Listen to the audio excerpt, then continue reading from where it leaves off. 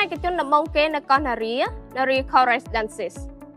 តើលោកអ្នកកំពុងស្វែងរកជីវិតរស់នៅបែបឯកជនពិតប្រាកដមែនដែរឬទេសូមស្វាគមន៍មកកាន់ Narie Correspondences វាមានឯកជនដំបូងគេនៅរាជធានីភ្នំពេញនៅលើផ្ទៃដី 3.8 ហិកតា